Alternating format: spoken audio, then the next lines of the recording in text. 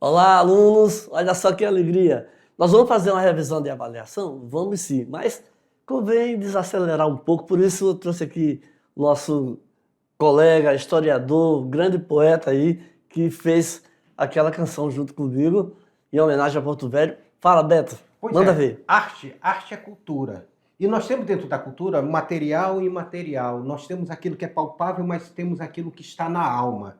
E a música, ela está dentro dessa arte, dessa cultura, dentro da alma. É por isso que eu e o professor Alexandre, nós estamos juntos construindo algumas músicas para ficar para a eternidade como essa arte viva. A mediação tecnológica é uma arte viva. Vocês que vão fazer a avaliação agora, vocês terão agora o alimento da alma. Não é isso, Alexandre?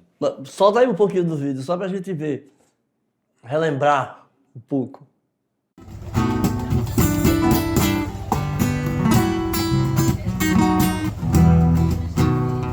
Madeira, riquezas leves traz para dentro e fora do Brasil. Os caboclos ribeirinhos, nordestinos caribenhos, primeiros indígenas, peões ferroviários, agricultores e os garimpeiros que representam o povo brasileiro daqui. Ó Porto Velho, meu povo é o mais bonito. Estrada de ferro, madeira mamoré, arte nas Três Marias, samba no Calixto, tanta alegria na beira do vai quem quer, danceiro que nos traz o cheiro. Na Praça Rondon, é vivendo sua história, tomando um tacacá, todo som de madeira, depois podemos estar ficando aqui na folha da bananeira. Culturas e brincadeiras temos que preservar. Três caixas d'água em nossa bandeira. Vamos ou Lucas Glória, eu vou vencedor. E eu quero te contar um segredo. Às vezes eu não conto pra ninguém, eu só vim aqui dizer: Porto Velho, eu te amo. Velho, eu te amo, eu sabia. Velho, eu te amo, vim aqui dizer. Velho, eu te amo. Viu aí? Legal, né? Agradeço demais ao meu amigo aqui, meu colega, meu parceiro, ter vindo aqui para a gente fazer essa abertura, explicar um pouco mais da canção. E agora eu vou deixar vocês aqui com a revisão de vocês. Olha aí na tela de vocês aí a revisão. Valeu, obrigado. Então, gente, olha só, nós vamos fazer a revisão geral da unidade 2, né? Vamos começar com a nossa aula aqui 16. Arte indígena e os artistas indígenas da Amazônia, ok? Então, vamos seguir aqui, onde a gente vê que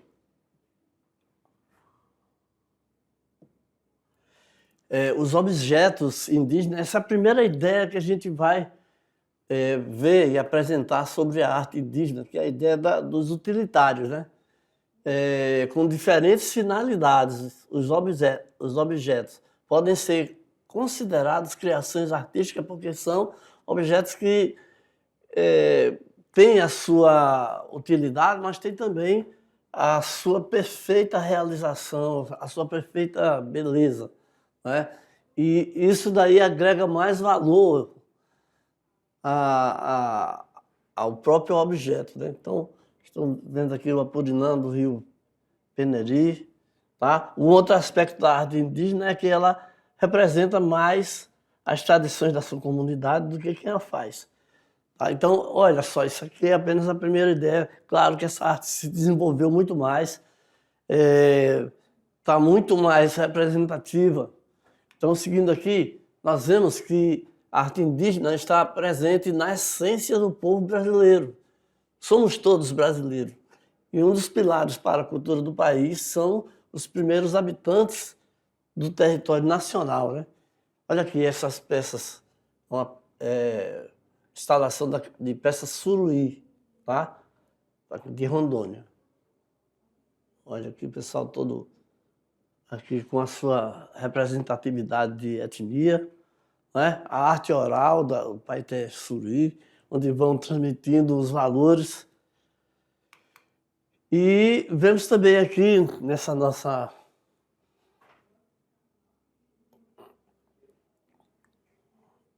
olha, criam adornos de plumas e enfeitam seus corpos com pintura e outros elementos e assim criam a arte indígena. Olha aqui, já outra representação muito mais avançada, né? Nesse nosso pequeno mapa, nesse nosso pequeno mapa mental, eu já ia falar mapa astral. Cerâmica, máscaras, pintura corporal, cestaria e plumagem, música, dança e instrumentos musicais. Tem muito desenvolvimento, né? Então, a arte indígena, depois da chegada dos portugueses, foi aparecendo cada vez mais, né? Existem muitas diferenças culturais, né? Tem aqui uma divisão básica, que já foi ultrapassada também, mas os civícolas, os que vivem em áreas florestais, e os campineiros que vivem no cerrado e nas savanas, tudo está muito mais desenvolvido. Então nós vemos aqui, olha, apresentações, aqui o Raoni, aqui grande liderança, né? Conhecido no mundo inteiro, né? Com a apresentação aqui da sua indumentária e também da tradição dos botocudos, né? Tanto num grupo como no outro, contam com uma ampla variedade de elementos naturais que eles são utilizados para a sua arte, ó. Madeiras, fibras, palmas, palhas, cipós, sementes, cocos, resinas, couros, ossos, dentes, conchas, tudo, é muita coisa, muita matéria-prima aí para usar, ok? Então, vamos ver aqui, na aula 18, Arte Popular, vamos ver aqui o que a gente falou sobre artes visuais, pintura e gravura e o artesanato e a xilogravura. Vamos lá, tá? A arte popular no Brasil é uma arte feita pelo povo a partir de um conhecimento próprio, ligado à oralidade também, né? Transmitido através de comunicação do pai para o filho, do filho para o filho do filho, e assim vai. Com muita prática, pegando aí essa herança familiar.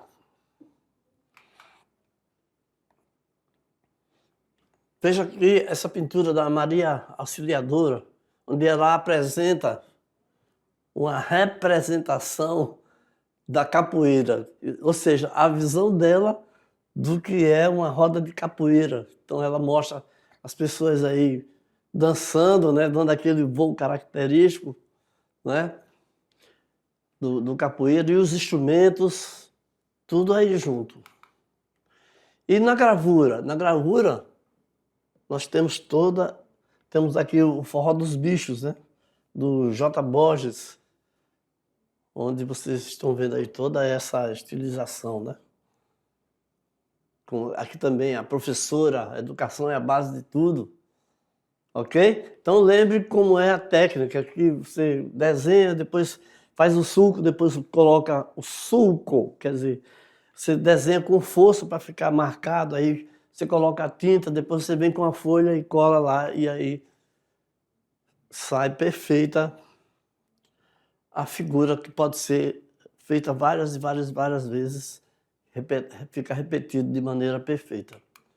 Na aula 19, mais um pouquinho da arte popular, nós estamos vendo aqui lendas e, né, o Saci, Boitatá, e aí vem o boto cor-de-rosa aí, a mula sem cabeça, né, toda essa vivência aí.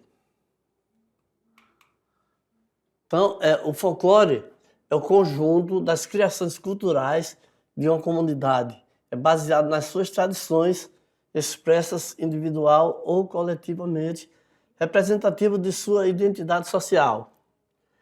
Constitui-se fatores de identificação da manifestação folclórica, aceitação coletiva, tradicionalidade, dinamicidade e funcionalidade. Quer dizer, sempre uma tradição folclórica, ela é passada por gerações, Muitas vezes não se sabe quem, não existe um só autor, e muitas vezes ela é até transformada através do tempo por várias e várias intervenções de pessoas, né, que fazem parte da comunidade. E as danças?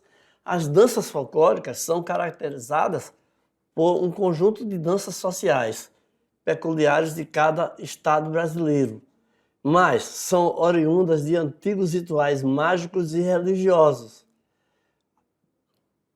que eram feitos com a função de comemorar datas religiosas, fazer homenagens, agradecer, fazer saudações às forças espirituais, né? Então tinha o religioso e o profano, tinha aquilo que fazia parte de uma concepção de uma religião majoritária, e tinha as outras que iam entrando na base do sincretismo, né, da comparação. Então, são danças folclóricas, o bumba meu boi, samba de roda, o frevo, o maracatu, o carimbó, a catira, chachado, chula, siriri e a quadrilha. Cada uma dessas danças fazem parte de um estado brasileiro. O Brasil é um país, é um continente, é um mundo muito grande e riquíssimo em várias e várias manifestações. Tá? Por isso que a gente tem toda essa gama E às vezes no mesmo estado tem mais de um ritmo dominante, né? Tem mais, uma região inteira, você tem xote, baião, maracatu, você tem, né? Estou falando do Nordeste, né? Claro. E as músicas? As músicas são as canções mais populares e tradicionais que fazem parte da sabedoria popular. Olha, no Brasil são tantas as canções, durante a aula nós mostramos algumas, né? São transmitidas também pela tradição oral e, na maioria das vezes, o seu autor já foi esquecido ou nem mesmo chegou a ser conhecido, né? Porque é assim mesmo, vai se transmitindo através da oralidade. E o teatro? O teatro, nós temos o teatro grego, o teatro romano e o teatro medieval. São visões, vertentes totalmente diferentes que a gente vai... vamos rever aqui rapidinho, né? Então, no teatro do Renascimento, tem o seguinte: o teatro renascentista foi aquele que produziu durante o período do Renascimento, claro, que teve início na Itália no século XV, né? E diferente do teatro medieval, então a gente aqui já vai pegando aqui uma manha aqui, né? Que possuía um caráter mais religioso, o teatro renascentista apostou no teatro popular de caráter cômico e burlesco popular, né? E na exploração de variados temas. Então, veja só aí a gente já pega, já aprende, já relembra sobre a diferença entre o teatro renascentista e o teatro medieval, a questão religiosa, tá? Que é um dado, um fato que a gente tem que estar sempre atento, porque é um divisor.